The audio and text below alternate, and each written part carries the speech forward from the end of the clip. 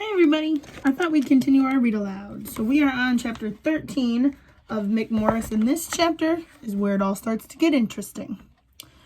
Ah! Get it off me! What is it? Mick, help! Nathan yelled. I spun around to see Nathan's face covered by what looked like a stretched out, greasy, shiny, black animal with scruffy bits of fur on it. It was disgusting. Its four legs and body were stretched tightly across Nathan's face as he tried to pull it off. Milk, help! It's pinching my face, Nathan screamed. As I went to grab it, it turned its freakish black head with little horns and big pointy ears around and glared at me with glowing pink eyes. It had a huge, scary smile that revealed hundreds of rows of pointy, razor-sharp teeth that were mostly brown. Instantly, it jumped off Nathan's face so quickly I could hardly see it. It spun around in some kind of martial artist spin, and then, bam! It kicked me in the face. I flew backwards, and just as quickly as it appeared, it disappeared. There's the gremlin on Nathan's face. It really is scary looking. Nathan ran over to help me. What was that? He asked.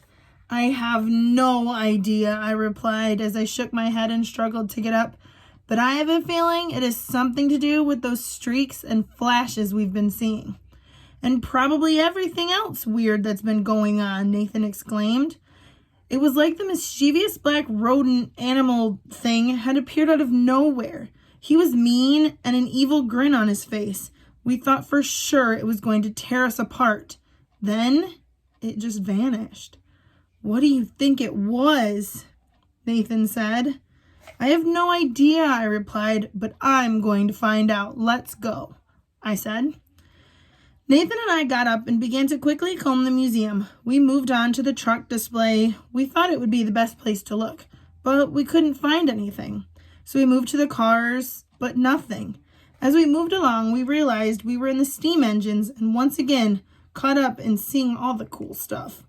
There was no sign of any creature there either. I looked at my watch, but for some odd reason, it had stopped working. I knew it couldn't be the battery because I had just replaced it. I tapped on it and it started again. How weird. We decided we would have to continue our search later and not tell anyone what had happened. They would probably think we were crazy. By now, it had to be time to meet up with the others. Besides, we were really hungry.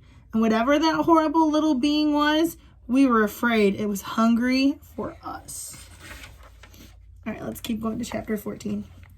We managed to find our dads and the crew. It was a relief to see them because as much as we wanted to keep looking, we were a little freaked out. This wasn't like a myth, something we had read about, or something we were familiar with, like Bigfoot or Champ. In fact, we didn't even know if this thing was a myth. Hey, you two, I heard Dad yell. I was so glad to hear his voice. Dad, I yelled. Having fun? He asked. Yeah. Yeah, this place is really cool. I replied slyly. Ready for some food? Mr. Suarez asked. You bet we are, said Brett walking up. He was the sound man from the crew. The crew was totally overwhelmed by all the cool antiques they had seen. As we left the museum, Nathan and I continued to look for the frightening creature. Do you think we should tell someone? Nathan whispered. I wrinkled my eyebrows and shook my head no. Nathan nodded back as we climbed into the Mythmobile to go meet Mom, Sissy, and Aunt Marissa at the restaurant. Dad was a huge sports nut, so he had picked the place. It was called Chelly's Chili Bar and was located in the downtown area of Dearborn. We pulled in the parking lot and there was valet parking, but the valet motioned that it would be better for us to park the enormous Mythmobile ourselves. The inside of the restaurant was totally cool. It was filled with sports memorabilia and was big and spacious. There were enormous flat-screen TVs everywhere with sports playing on them. Dad was thrilled. Apparently, Uncle Hayden and the crew felt the same, and they were especially excited about the fact that the place was owned by a famous hockey player named Chris Chelios. I liked sports too, but I had something else on my mind, the sinister creature lurking inside the museum. So we'll leave that one here. Chapter 15, and I think we only have a couple more chapters till we'll get to pick our own end.